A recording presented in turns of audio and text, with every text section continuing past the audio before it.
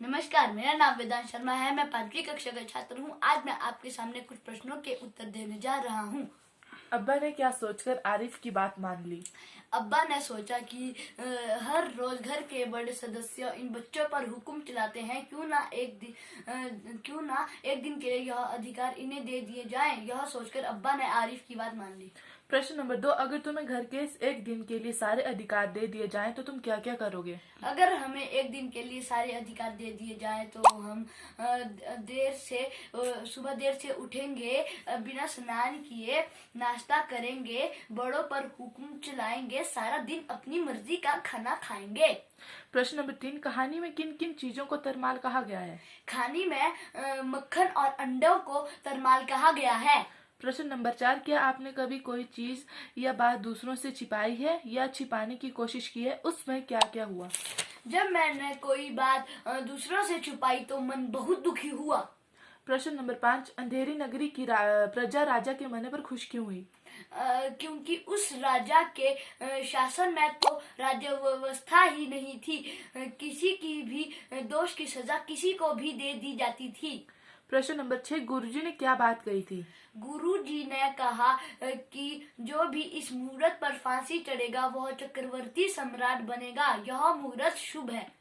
प्रश्न number 7, metal से चूड़ियां बनवा लेने पर दादी ने बुआ को महामूर्ख क्यों माना? मेटल से चूड़ियां बनवा लेने पर दादी ने बुआ को महामूर्ख इसलिए माना क्योंकि वह चूड़ियां स्वामी के दादा को MA करने पर मिली थी। वह उनकी सफलता की निशानी थी और बुआ ने उसे तुड़वाकर चूड़ियां बनवा ली।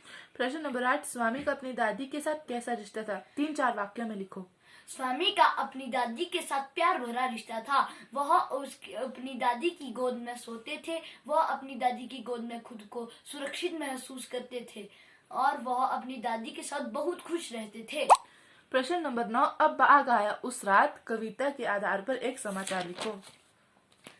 कल गांव की तलहटी पर बाघ आ गया। गांव की शोर से बाघ भाग गया। बाघ को झरने के पास बाघिन और 2 बच्चों के साथ पाया गया और हर कोई अब झरने के पास जाने से डरता है और कोई भी रात को बाहर नहीं निकलता। बच्चों की जुबान पर यही बात है। सही गलत चुनो। नंबर 1, आरिफ और सलीम को एक दिन की बाद चाहत मिली। सही। नंबर 2, अब्बा ने सलीम को स्कूल जाते समय एक चवन्नी डालने के लिए कहा। सही। नंबर 3, कोको के पास धान की रोटियां थी। गलत। नंबर 4, कोको की माँ ने दुकान से पायदान खरीदा। गलत। नंबर 5, गुरु चेला घूमते हुए नगरी पहुंचे। सही। नंबर 6, नगरी देखने में चमचम थी। सही। नंबर 7, बाघ के 2 बच्चे थे। सही। नंबर 8, रात को बाघ आया था। सही। रिक्त स्थान भरो। नंबर 1, रात को डैश डैश आया। बाघ। नंबर 2, बाघ डैश डैश के पास रहता था। झरने। नंबर 3, गुरु चेला को नगरी में डैश डैश मिली। ग्वालिन। नंबर 4, हंस अपना सारा काम डैश डैश कर लेती थी। फटाफट। नंबर 5, कहीं प्रार्थना की डैश डैश बजती थी। घंटिया। नंबर 6, मेरा पेट भूख से डैश डैश कर रहा है। भुड़ भुड़। नंबर 7, अब्बा डैश डैश जाने को तैयार होकर बोले। दफ्तर। नंबर 8, अब्बा की डैश डैश में एक दरख्वास्त पेश की। खिदमत। प्रश्न नंबर 4, मिलान करो।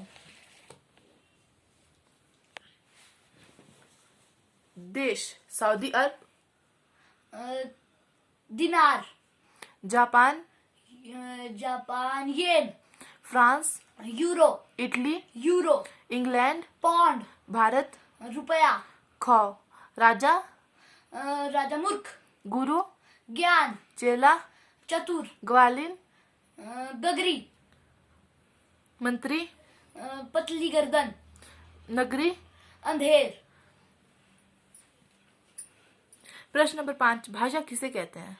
भाषा वह साधन है जिसके माध्यम से हम अपने विचारों को बोलकर या लिखकर दूसरों के सामने प्रकट कर सकते हैं। भाषा के कितने भेद होते हैं? भाषा के 2 भेद होते हैं, मौखिक और लिखित। प्रश्न नंबर 4, लिंग बदलो। लड़का। लड़के। माता। माता पिता। आदमी। औरत। साधु। साधिन। शिष्य। शिष्या। बालक। बालिका, सेवक, सेविका, कुत्ता, कुतिया, दादा, दादी, मोर, मोरनी, हाथी। हाथिन, वचन बदलो। बच्चा, बच्चे, नदी, नदियां, लड़की, लड़कियां, बेटा, बेटियां, रस्सा। रस्सियां, पर्यायवाची शब्द। अमृत, सोम, सुधा, पीयूष, आंख, नेत्र, नयन, चक्षु, आकाश, गगन, नभ, अंबर, कमल, पंकज, सरोज, अरविंद, नीरज, गौ, गाय, वसुधा, धेनु,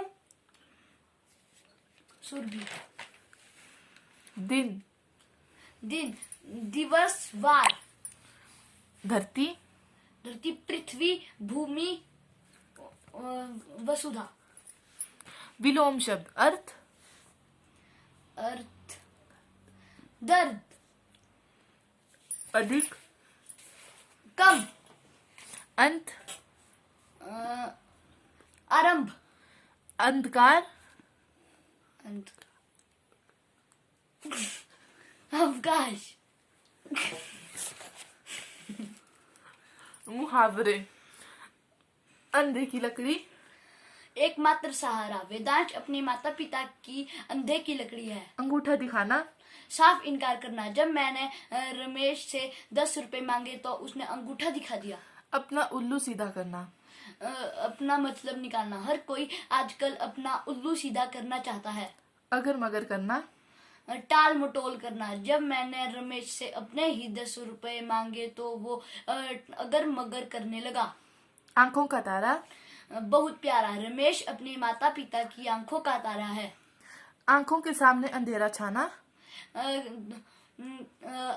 बहुत घबराहट होना, कुछ न सूझना। कारखाने में आग लगी तो सेठ जी की आंखों के सामने अंधेरा छा गया। ईंट से ईंट बजाना, नष्ट करना।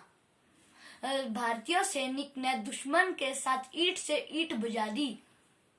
ईद का चांद होना, बहुत समय बाद दिखाई देना। रमेश तो ईद का चांद हो गया है। बीमारी की छुट्टी के लिए मुख्याध्यापक को प्रार्थना पत्र लिखो। सेवा में मुख्य अध्यापक जी, सिराज माउंटेन गुरुकुल स्कूल जिंजहली। विषय, बीमारी के लिए प्रार्थना पत्र। महोदय, सेवा स्वीन्य निवेदन यह है कि मैं आपके स्कूल का 5वीं कक्षा का छात्र हूँ। मुझे कल रात से बहुत तेज बुखार है, इसीलिए मैं आज स्कूल नहीं आ सकता।